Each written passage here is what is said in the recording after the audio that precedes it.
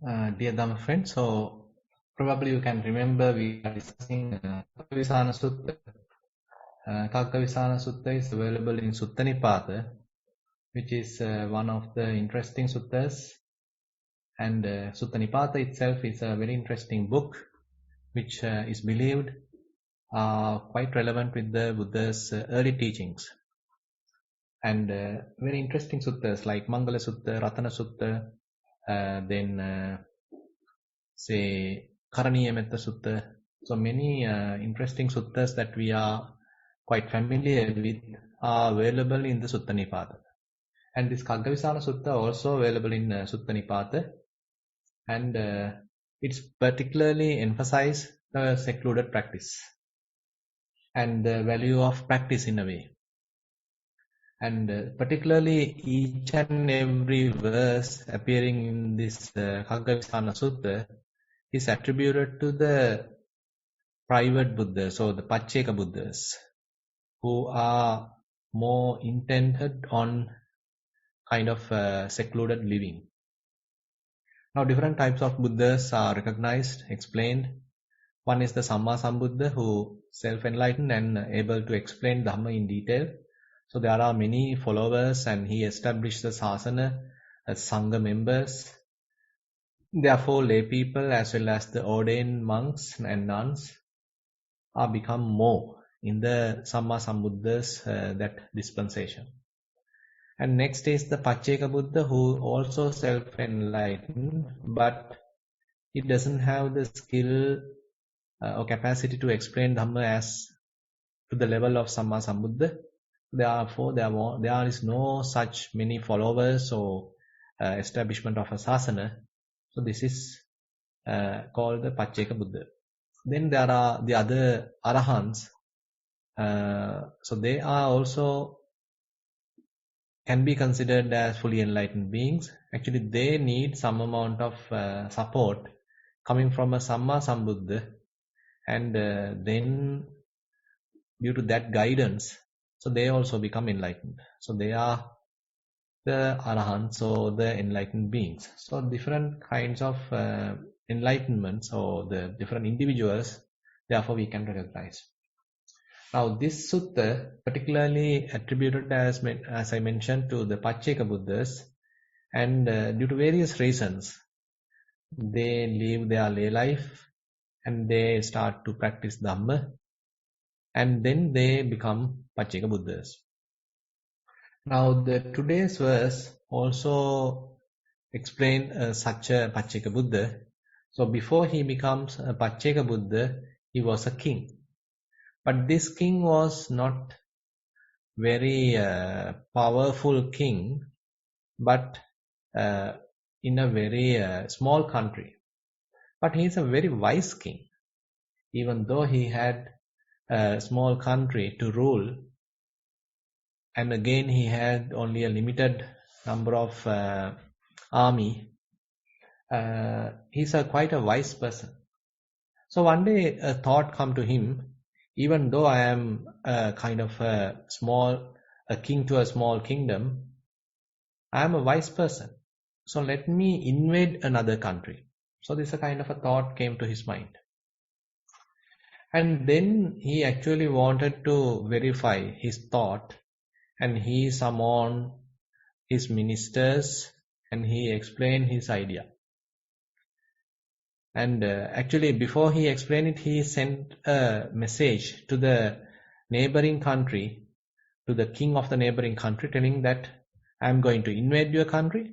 Either you give up your country and surrender to me, or else I am going to have a battle with you. So this is a message that he has sent to the neighboring country king. And after he sent the message, what happened is that he explained this situation to the ministers. But the ministers were so not confident about the king. So they said that you have done an inappropriate work, inappropriate task, you can't fight with these people. So better kill ourselves, commit suicide, rather than getting killed by these enemies. So they all want to kill themselves rather than going for fight. in a way they are not courageous. And then king summoned the army.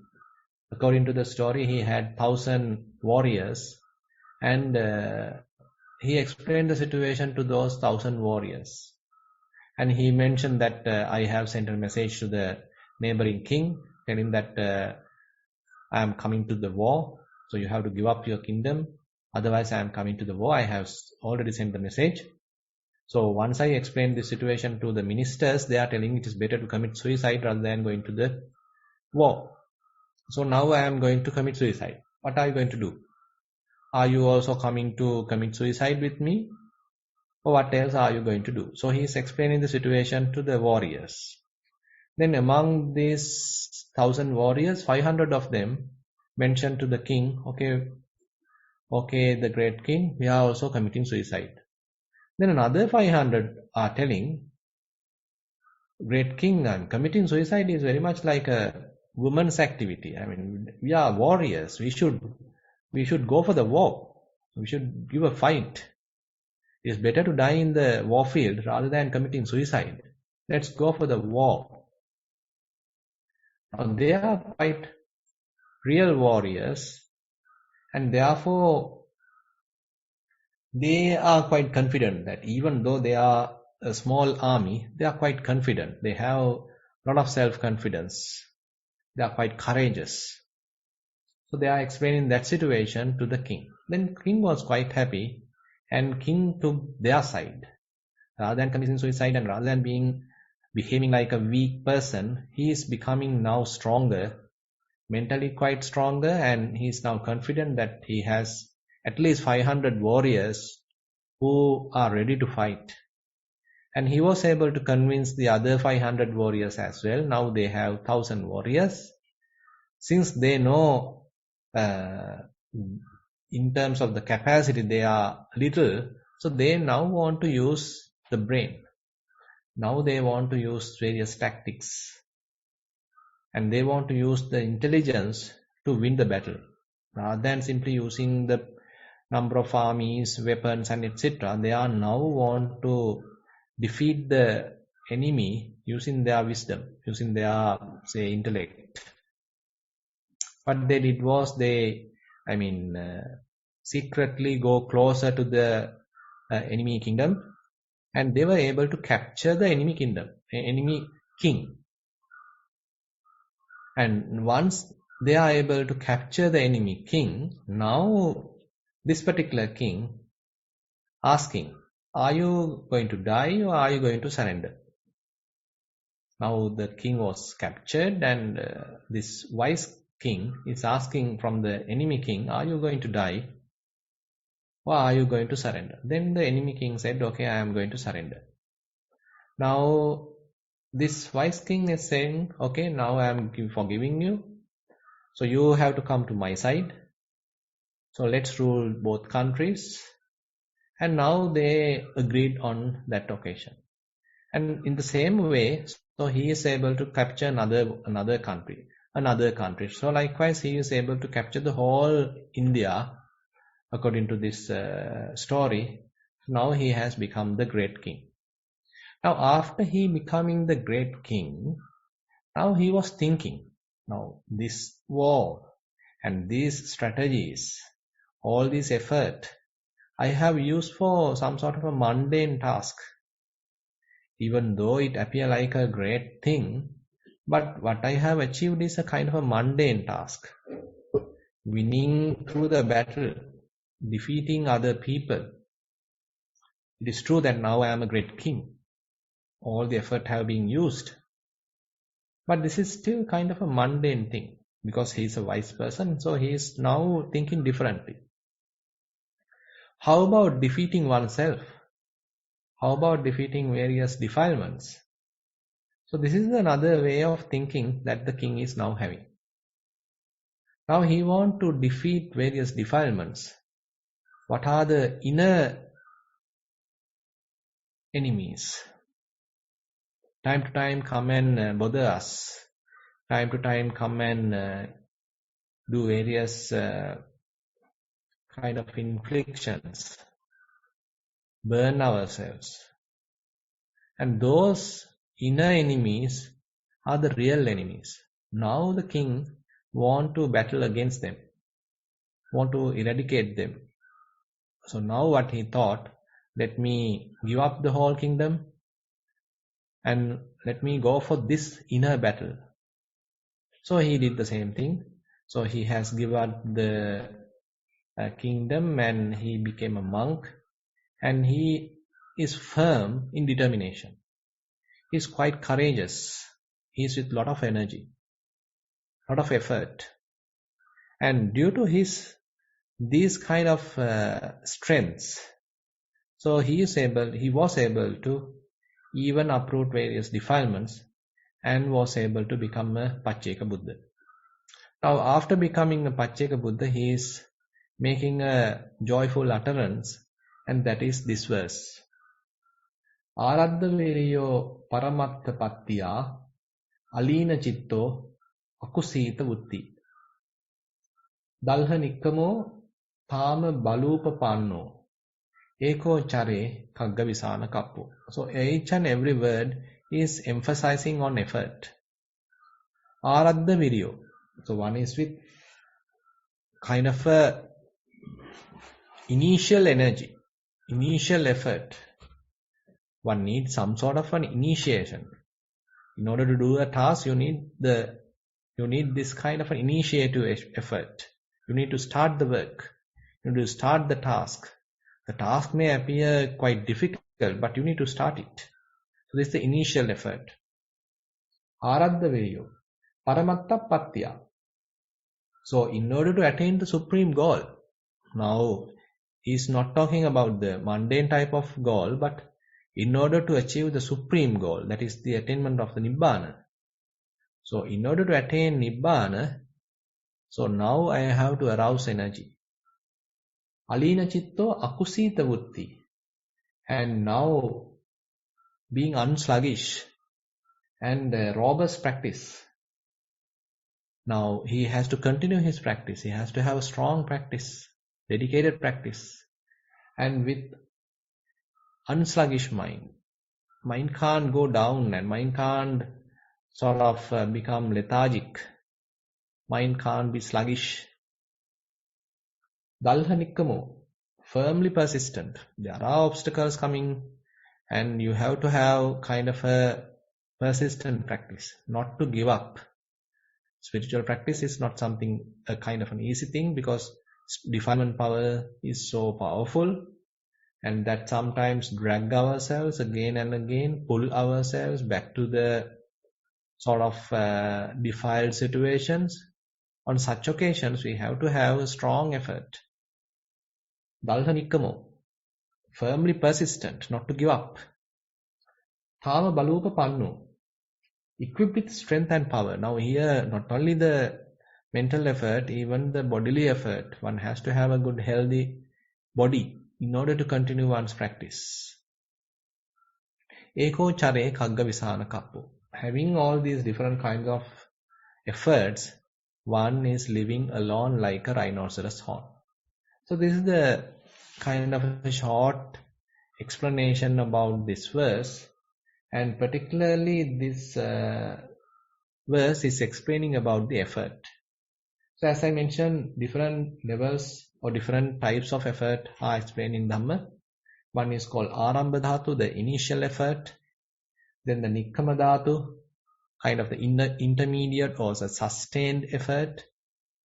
Then Parakkama Dhatu, the superior kind of energy that you need to fulfill, you need to complete, you need to come to the perfection. So that is the superior kind of an effort. So these three levels, different three categories of effort are being explained in Dhamma. Because you can understand, all these three types of efforts are needed. Without starting a particular task, a difficult task, you can't sustain it. You need to first start.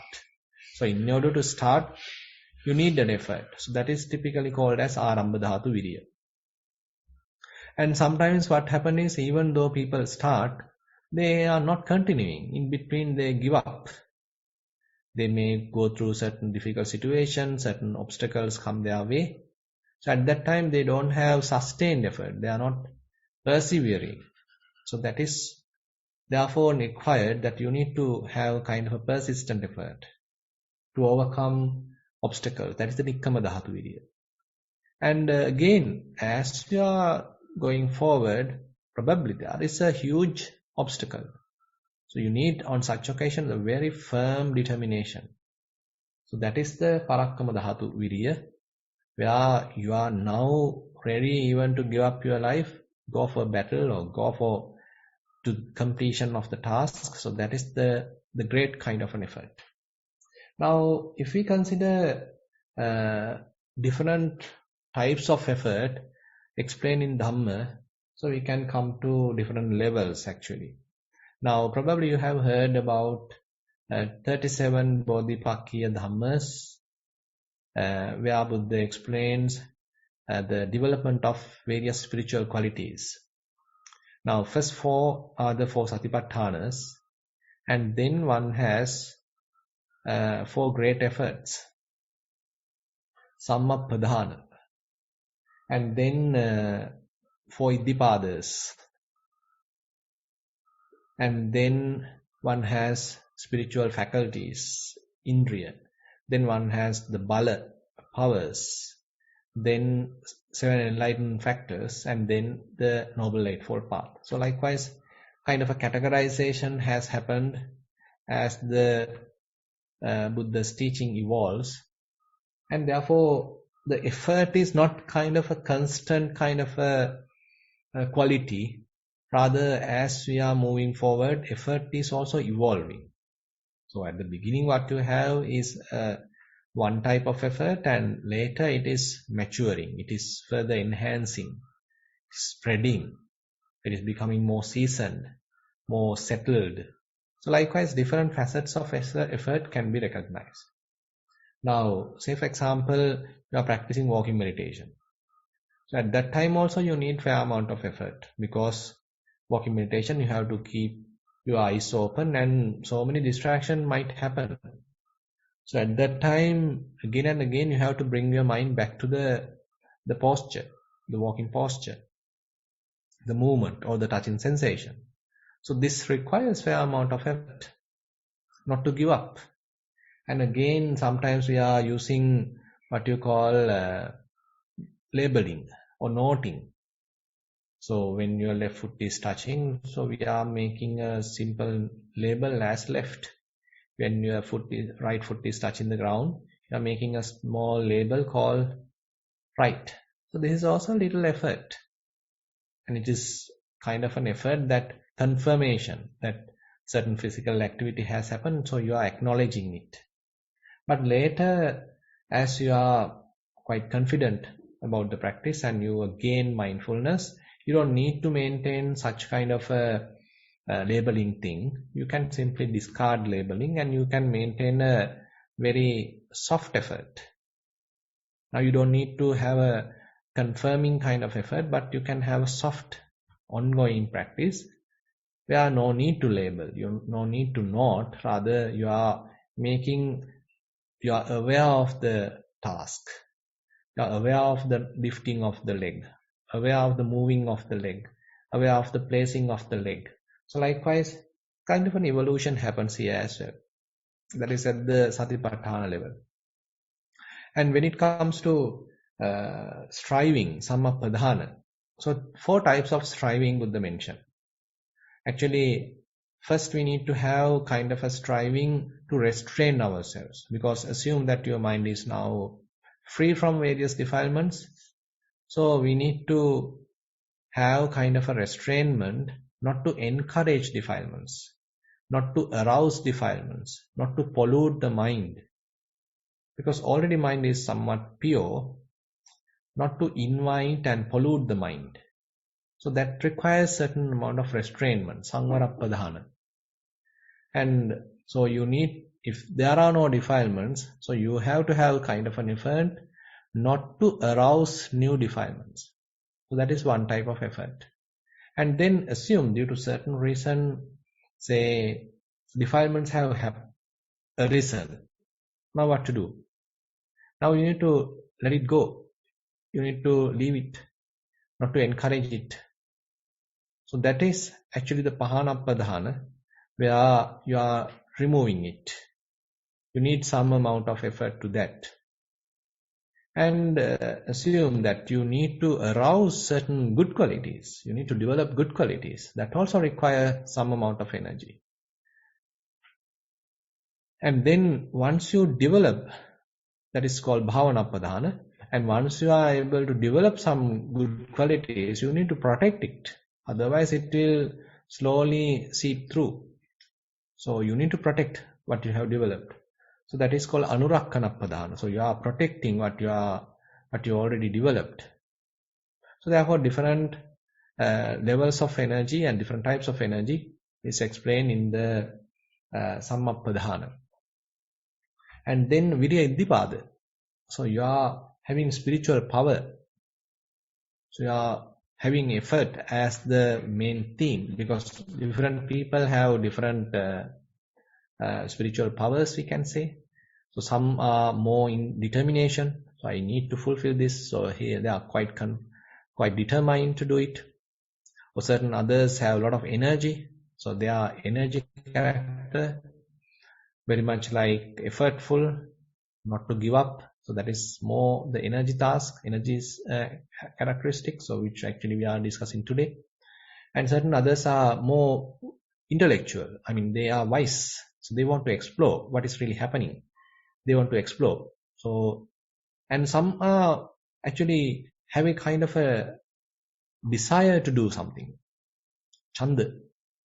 So desire is there. Chanda, Viriya, Chitta, Vimansa. So these are the four kind of Iddhipadas Buddha mentioned. So in the Virya Iddhipada, so when one has effort as the more governing factor in one's practice, so that is also available. So Virya Iddhipada. And as one is developing one's practice, so you are coming to a level where different spiritual qualities become available to you, and you are now slowly aware of their presence. Say, for example, at the beginning you don't know much about mindfulness. You have heard but never practiced. Suppose now you are putting some effort and you are now practicing. So at the beginning you are able to keep your attention only on 10 breaths. Most of the time mind get distracted. Not to give up, again and again practice. Okay, after some time you are able to maintain your attention on 20 breaths. And after some time you are able to pay attention on 30 breaths. So likewise you are improving. So now after say several weeks of practice, several months of practice, now you become confident. Okay, when I sit, I am able to maintain my attention on breathing, and continuously I can maintain this focused attention on breathing. So the presence of mind or the mindfulness, therefore, is a kind of a quality now you are able to recognize. So you know when you are mindful. You know when you are not mindful. So the presence of mindfulness is something that you can notice. Similarly, you can practice, say, saddha. You can that is the what you call the faith, and similarly you can recognize effort. Say when mind goes down, you are able to pull it up. You are able to lift it up. So that is the effort, task of effort. So when mind is quite energetic, you can recognize it. And when your mind is well concentrated, you can recognize it. When the concentration or samadhi is present, and when mind is having a penetrative understanding, that is wisdom, panya, you can recognize. So likewise, as we are moving forward, so these faculties, indriya, become evident to us. So time to time, one of them may be leading the main role. And on this, actually, virya indriya explains that the presence of virya, presence of effort, and you can distinctly recognize, okay, now today my mind is quite energetic. I can do whatever the thing that I want. So you have that confidence, quite energetic. So that is the virya indriya. The next level is more kind of a mature level, where even when mind feel little lethargic, you are not much worried about it because you know I can quickly handle it. I can quickly arouse energy. Then this lethargic, lazy feeling will go away. So you are not much worried about these certain glitches happening in your practice because you are now getting more confident. You are becoming a kind of a seasoned practitioner, or you are becoming a more mature practitioner. You are now with a lot of hands-on experience. So you know how to handle situation. Even when things are sort of going down, you know how to bring it up. So now you are maturing. So that is called the Virya Bala. So even when mind becomes sluggish, you are not much worried about it because you know how to remove sluggishness. You know how to remove laziness, again arouse energy. So that is called Virya Bala.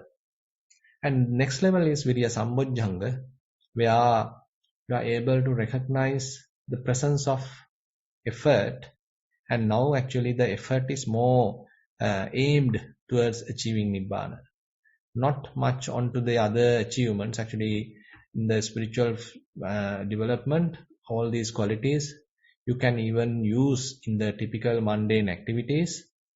But when you are moving forward, actually, especially when you are reaching to the level of the enlightenment factors, now the mind is more inclined towards attaining Nibbana, maintaining the peace of mind, removing defilements, and having a non-grasping mind, unbounded mind, a kind of a freedom. So the orientation has more focused. So you are now, so you are not doing the practice for the sake of say popularity or gaining something or becoming a famous person or something like that, but rather you are kind of doing as a kind of a spiritual exploration to recognize various defilements, to become a good human being, to uh, experience inner clarity or inner peace or extinction of various defilements. So likewise, the more focus is now moving towards the eradication of defilements and overcoming defilements, having a very peaceful mind, pure mind. So that is the enlightenment factor of Virya. And Samma Vayama, that is the last level, what we can call, where the right effort. It is not working alone, but it is getting the help of Samma Sati and Samma Ditti. So the right view and right mindfulness go hand in hand with the Samma Vayama, right effort. So now they are working as three friends, as a group. And again, when we are discussing these things, we can recognize balancing of effort. Say we have to balance faith with wisdom. So if you don't have wisdom, so if you have only faith, so it may go to certain some foolish activities and not using proper, say, understanding.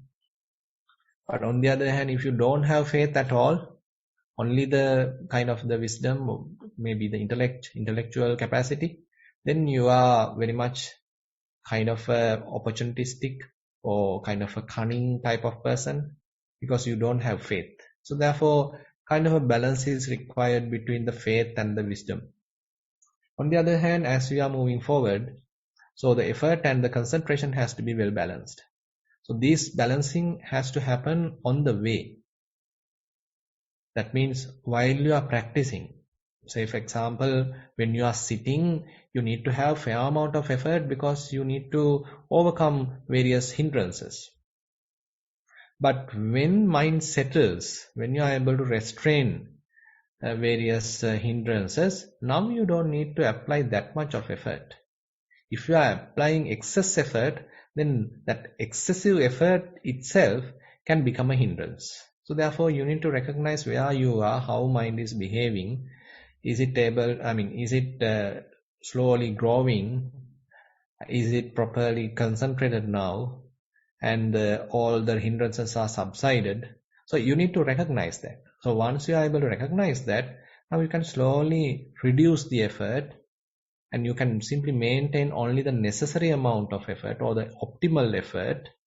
On that situation, then the samadhi, concentration, has the opportunity to come up.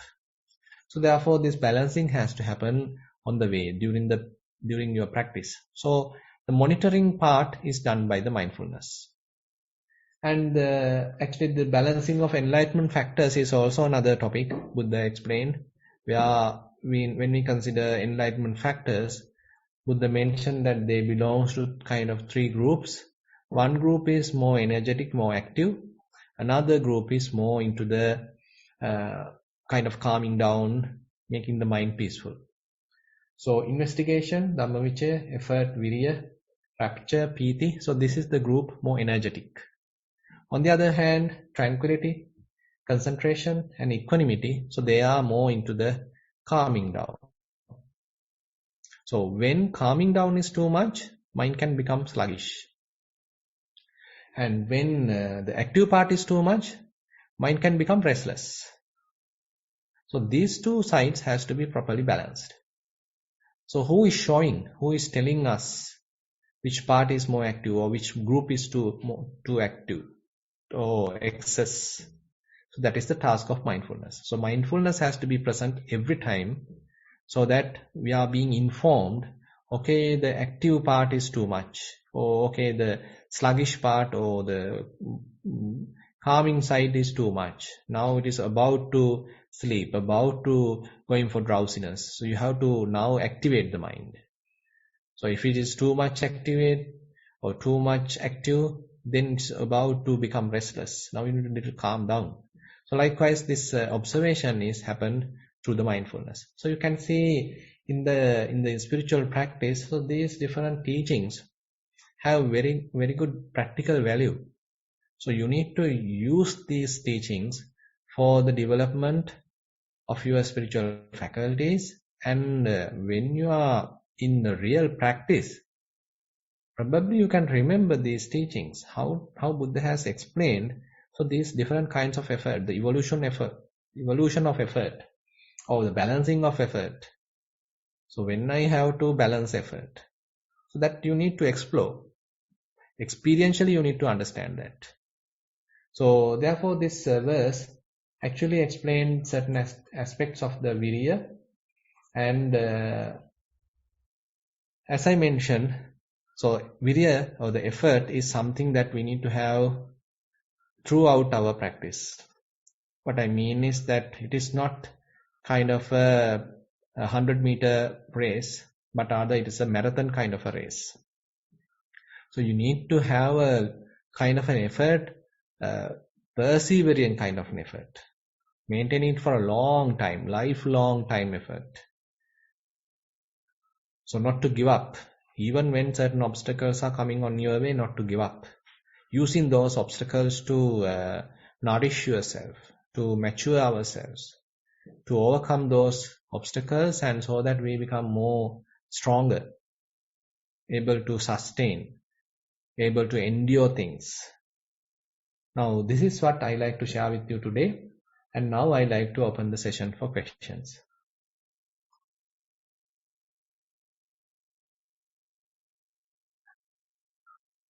Sorry, Swaminathan. Since Chatru is getting a little late joining, so I will start reading the question. Can you make yourself louder, Chamila? I can't hear you. Can you hear me now? Yes. Okay. Chatru is getting a little late coming today, so I will start reading the questions. Yes. So we have 4 questions now. First one is mindful sitting. Dear Bhante, much merits for explaining the nature of sound of silence last time. Similar to the participant who raised this question, I also started hearing this high-frequency pitch, bell-like sound once the mind settles during the sitting practice. My sitting practice is being mindful on the breath, and I was fortunate to get some time to practice regularly and connect with this program to clear my doubts. During most of the sitting sessions, the breath fades away within 10 to 15 minutes, and I enter into spacious, empty space. During the rest of the session, time is spent observing various sensations and thoughts. Then I start hearing sound of silence. If I focus observing a sound observation, this becomes very prominent when the sound ceases and the sound of silence continues. It was possible to be mindful on sound of silence, but as Bhante mentioned, not as an object of observation. How much I observe and concentrate with sound of silence, there seems to be no start and end to it, or rising and falling of it, like the thoughts, sound, and every other sensation. However, I could be mindful on sound of silence, dropping everything else, which makes the sound very loud and filling up all the whole space without any stress or irritation. The other observation I have is that it is possible to send sound of silence to background and observe other objects while listening to it. I could listen to sounds, observe some posture-related pain, starting and fading away of breath in the backdrop of sound of silence. Presume I can use it as a backdrop of observation similar to the spacious space. These are my observations and much merits again for your valuable guidance. With metta, that's the end of the question. Yeah, thank you for sharing your observations, and this is exactly we want to understand. So sound of silence may appear like a backdrop or like a background, and we don't need to use it as an object of our practice. So it is there. So it indicates that we are now well grounded and mind is ready to further observation of various other phenomena. As you have mentioned, the sound of silence appear like the background. In that background, there is a thought arise. In that background, there is a pain arise. In that background, different kind of a feeling arise. In that background, there is a sensation arise. So this sensation is object of our meditation. This feeling is object of our meditation. This thought is object of our meditation. And simply the sound of silence remain. It may be there. And we don't need to do a lot of investigations on sound of silence. I mean, it is there, but I mean, you can enjoy it if you like. But I mean, spending time exploring different aspects of sound of silence is also not necessary because it is there. And actually, as we move forward, it may go or fade away, and it becomes more kind of a silent. Now there is no sound. It is kind of a silent only. So therefore, this is something that happens internally. I don't know exactly what is the kind of biological reason for this. But anyway, as we move forward, so this a kind of a evolution happens to this sound of silence as well. So sometimes when mind attunes to a particular frequency, the sound of silence become available. When that frequency become different, then sound of silence is not available. So you can recognize various other phenomena. Therefore, this is the typical information available about sound of silence. And Ajahn Sumedho is one of the teachers explain sound of silence in detail. And again, Ajahn Amaro has published a book, I think Inner Sound or something. I can't exactly remember. You can actually explore it from the Amaravati monastery website. So this is actually we actually have translated that Rani Rajapaksha, who is one of our devotees, who has translated that into Sinhala as well. That is called Athulatata Savandima, available in Nissarana website. If you like, you can search for that book. That is the translation of Ajahn Amaro's book. And therefore, these are kind of interesting phenomena available in our practice. And the presence of sound of silence. So when you are attuned to sound of silence, you can understand, okay, now mind is settled. Inner chatter has fairly calmed down. I was able to plug into the sound of silence. I was able to properly tune into sound of silence. So that indicates mind has some clarity. Mind has some calmness. So it's indicates some improvement in our practice. Yeah. I'm sorry, Bhante. Question number 2 of 4 This is a general question. Dear Bhante, thank you for organizing and inviting us to the wonderful felicitation program of Most Venerable Dhammajiva Thero yesterday. You have given a good theoretical and detailed outline of our practice, which I've heard for the first time. Much merits. In one of the panel discussions, there was an introduction to Lung Po Tian method of Thailand. The walking practice seems similar to what we do, but sitting is different. Can Bhante explain a bit around how the hand movements in this practice can lead to mindfulness practice, if you understood the details? With metta, that's the end of the question. Yeah, so actually now say for example, while walking, we do purposeful walking. So each and every movement of the leg is something that we are observing. Now since we are doing it for long time, so we don't need to much think about walking or intentional about walking. It happens naturally because we were walking from our childhood. But actually when we consider the task, so there are a lot of detail around it. So there is a little intention, and there is a lifting of the leg, there is another intention, there is the movement of the leg, there's another intention, there's a placing of the leg, and then there is a touching sensations. So likewise we can analyze this whole walking in terms of how many activities are involved, subtle activities are involved. Now the same thing applies to Luang Po Teen method. So instead of considering this the walking, now you can see that you do some kind of purposeful movements to your hands.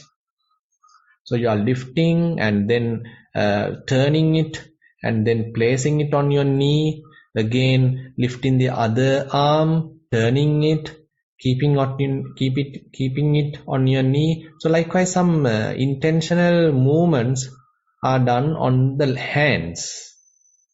Now as you are becoming more familiar with it, so these intentional movements you can recognize. So this is all Kayanupassana.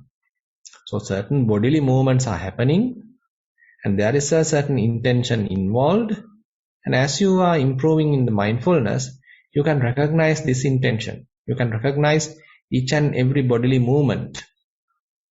And only at the beginning, you feel it as a compact movement. But when our clear comprehension, clear knowing improves, this compactness breaks and you can recognize more subtle information. Exactly like walking. At the beginning, you are simply noting it as left, right, left, right. But later you don't need to do left, right. Rather, you are observing with silent mind. Lifting, moving, placing, the whole process you can observe silently. And as furthering your practice, lifting is not a single activity. It may consist of thousands of little movements. Moving is not a single activity. It consists of so many movements. Placing is not a single activity. It consists of so many subtle activities. So likewise, your resolution or your precision of your practice improves, and therefore these each and every momentary experience you are able to recognize in walking. So the same scenario happens in the Luang Teen method as I understood it.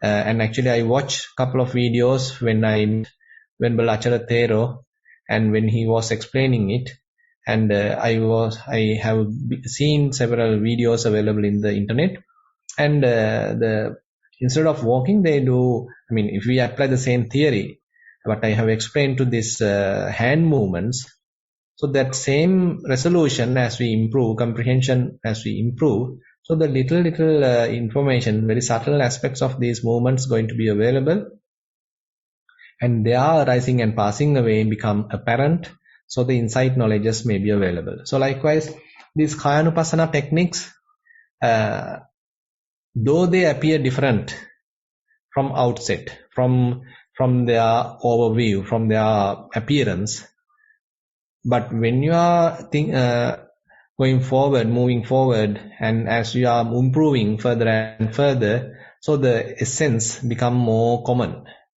So therefore I feel that this would be a kind of a useful method for people who can't walk, because I come across certain situations that some people are explaining, Bhante, I went through a surgery, so I can't walk now. How I can practice walking meditation? I have arthritis, now I can't walk. How am I going to practice walking meditation? So if you can't walk, actually you can do this kind of a practice where you are doing kind of intentional movements of your arms, and you are maintaining some kind of systematic approach to that, like Luang 14 method. And now you do proper movements of your hands, and then as you improve, you can get a lot of mindfulness. You can get a lot of clear comprehension. It leads to understanding. It leads to the availability of various insights. And then it actually can connect with the mindfulness of the mind, the Chittanupassana, Dhammanupassana, etc.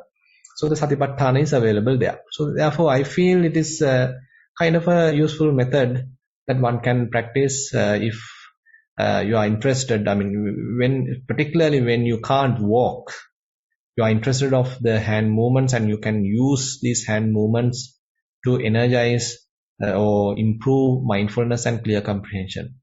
Yeah. Question number 3 of 5. This is a general question. Dear Venerable Swami Wansa, much merits if you can explain what is Yugananda practice. Does that make sense, that word? Yugananda. Yes, I think Yugananda, so. Yeah. Yeah, from the literal meaning, we have heard that it is starting with samatha practice and changing to vipassana at some point. Appreciate if Bhante can explain how this is practically done using anapanasati practice. Is there a sutta which details this practice?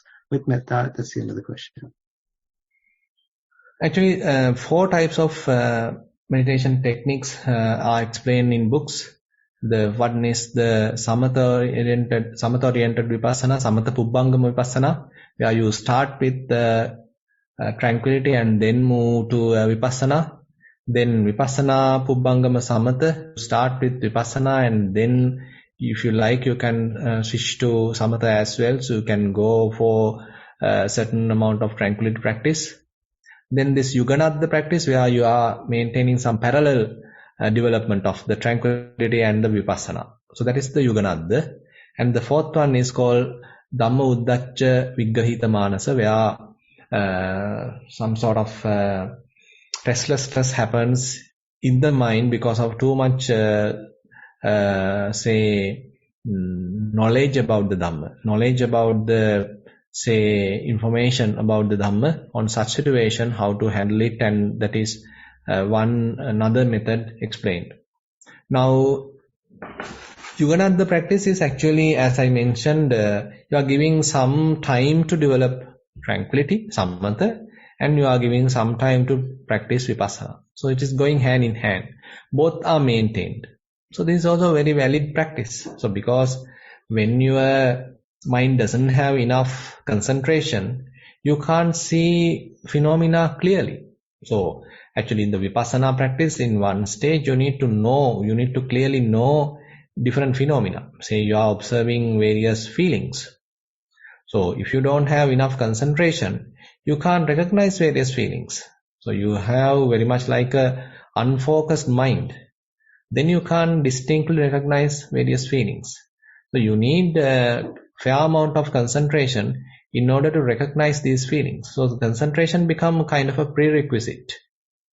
And assume now you have concentration. And now you are observing various feelings. And when you do this observation, probably again mind can become restless. So again mind can become scattered, unfocused. Now you need to again redevelop concentration. So this is going hand in hand. So actually Buddha's teaching requires, or Buddha explains, this samatha and vipassana are kind of 2 requisites or 2 skills that we need to develop. So probably you can remember Anuggahita Sutta, where Buddha explains about 5 supports.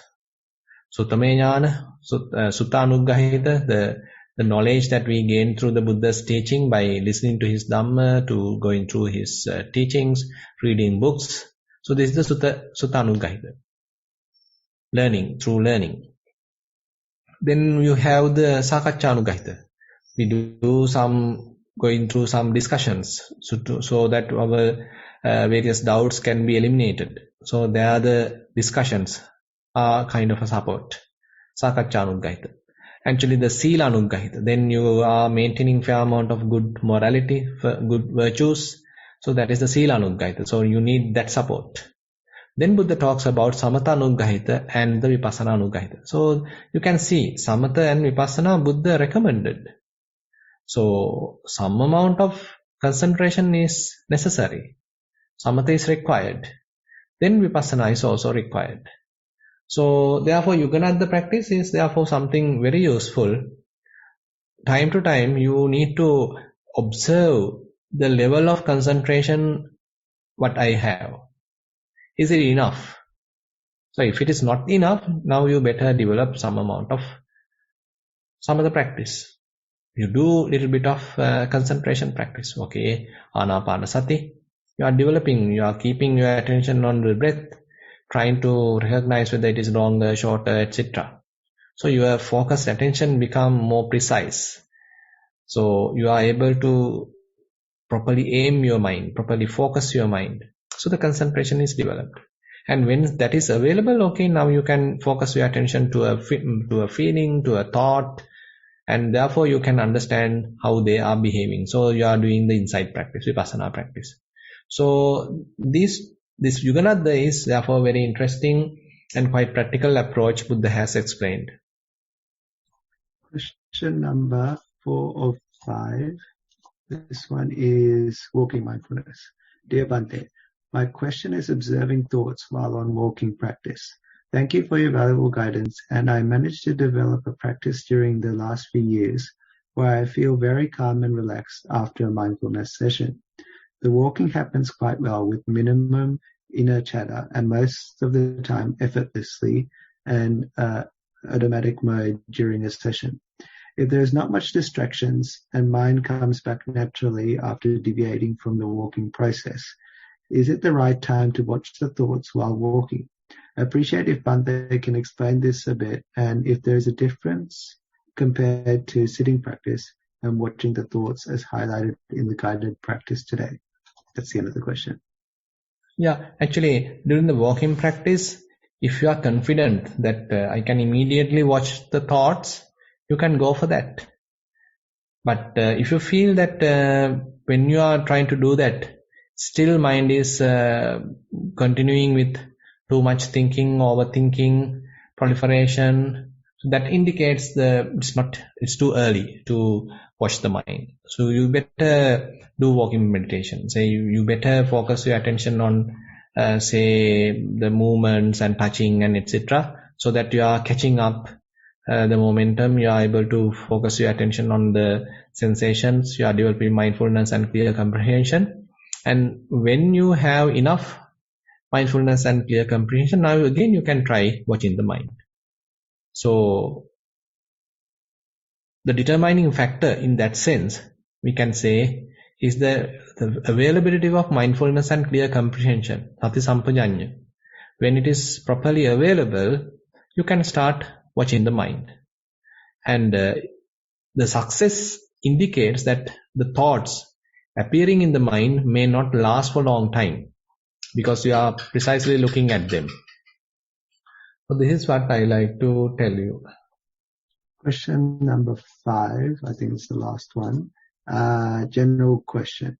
Dear Bhante, regarding today's Dhamma talk, can you please explain a bit about the effort needed to balance faith and wisdom in a practical way? What are the traits of faith and wisdom which we can relate to our practice? That's the end of the question. Yeah. Actually, I like to share now. Say, for example, when you go to a temple, so people are coming sometimes doing a lot of rituals and say they are offering food to the Buddha and they are what you call as Buddha Puja, and they are offering various puja rituals to the Bodhi tree, and they are offering various things to the pagoda, And so some people are not much thinking, and sometimes they are say burning candles or burning incense sticks and putting inside the shrine room. And sometimes if they are with too much faith, I have seen that they are putting Buddha puja even in the on the hand of the Buddha.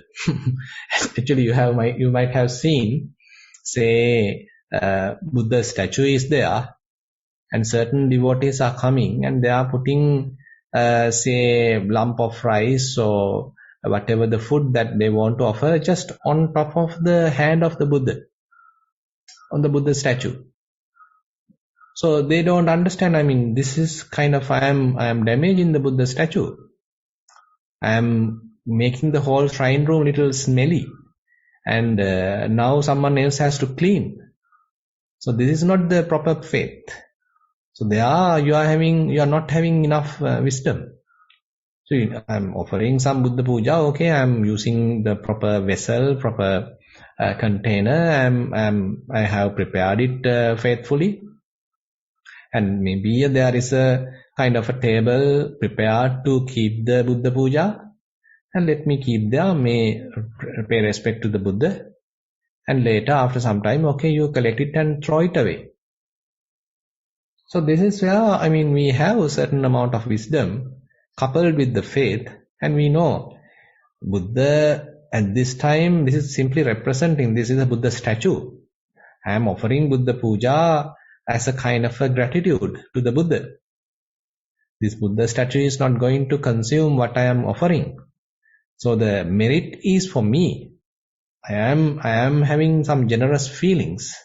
I am developing certain amount of faith.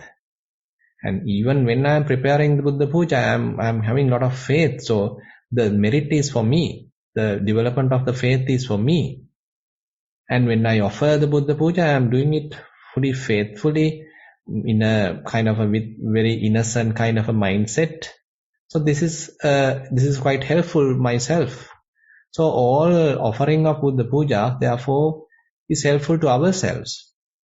But if we are not coupling it with wisdom, then we are sometimes going too far, and we damage even the Buddha statue, and we may burn a lot of candles, or we may burn a lot of incense sticks inside the shrine room, so others can't breathe even, and we may even quarrel who is going to take the first line of Buddha puja. So you have different tables maintained, and you need to have the very closed table. So if you are not given that opportunity, you are quarreling with others.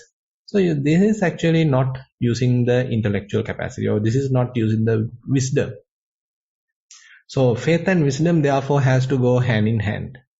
So if you only have wisdom, then you are not sort of having enough emotional quotient. So you don't feel anything. You become somewhat callous about emotions. So you don't have any faith. That is also not good. So some people are like that. I mean, they never go to a temple. They never do a Buddha puja. So, I mean, when you offer Buddha puja, you become somewhat a kind of innocent person. You don't need to rigid yourself. You don't need to be a rough character. So we have learned a lot from the Buddha, even though he is not present now. So we are benefiting from his character, from his example, and we are benefiting a lot from his teaching. So when I have prepared something, assume that you say have a garden, and you did a kind of a plowing, and you collected some amount of new fruits or new paddy or whatever it is. And as a faithful person, so you are offering the very first harvest to the Buddha. So it's a kind of a faith. So that is helpful in a way. So that helps the gratitude in yourself, the sensitivity in yourself, kind of the soft character in yourself. So the offering is also there, and maintaining the proper limits, using the wisdom is also there.